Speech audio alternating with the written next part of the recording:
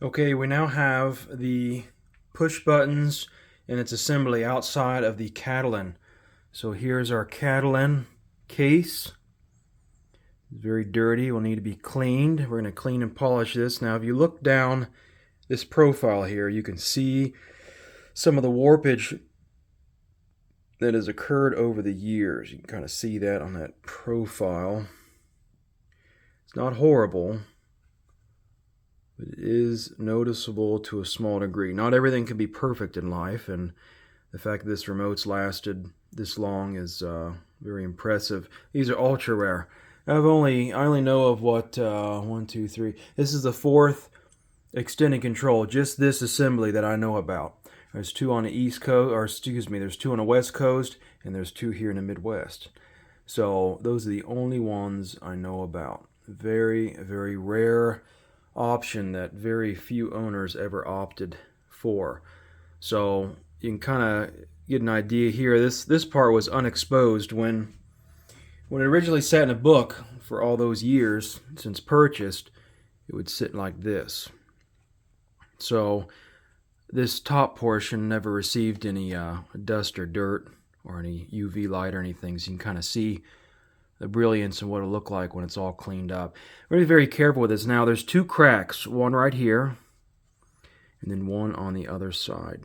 So this bakelite is actually this Catalan is actually shrunk a slight degree. Now how long will it stay stable for? I don't know. I hope for as long as my lifetime. I'm 35 right now, so as of this recording, I guess time will tell.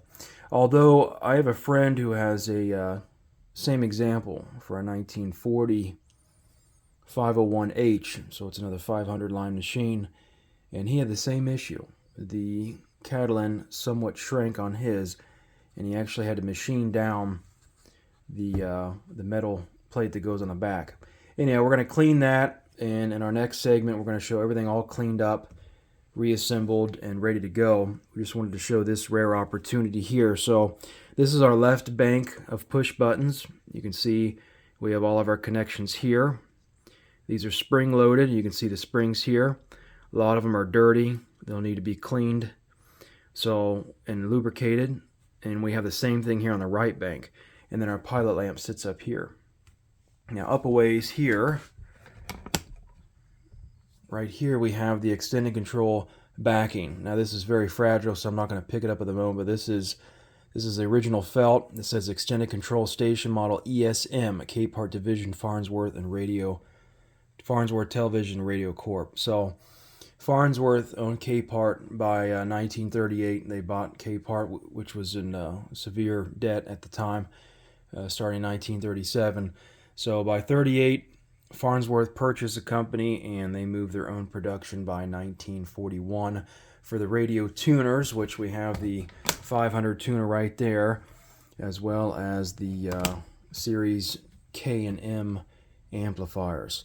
So this is actually reminiscent of the 1940 example extended control. So Capehart did utilize previous technologies.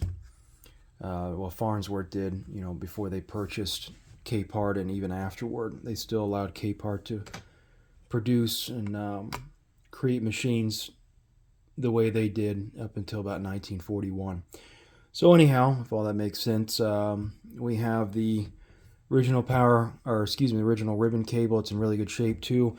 All these wires right here, they're soft and pliable. No lie, it's unbelievable. I've done so many radios and just vintage electronics, lamps, whatever it may be, pre-World War II, and a lot of times that rubber wire is just brittle, ready to fall apart.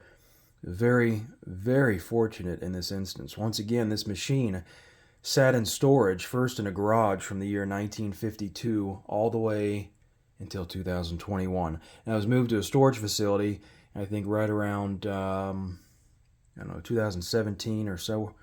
And that's where it sat the last of its years until I purchased. So this machine's been in storage basically since 1952. So the fact that that's held up in unclimate controlled environment is more than impressive. Anyhow, when we come back, we'll have everything all completed, all cleaned up, and that'll be one more segment done, one step closer to achieving the first power up of the Capehart 500M. Stay tuned.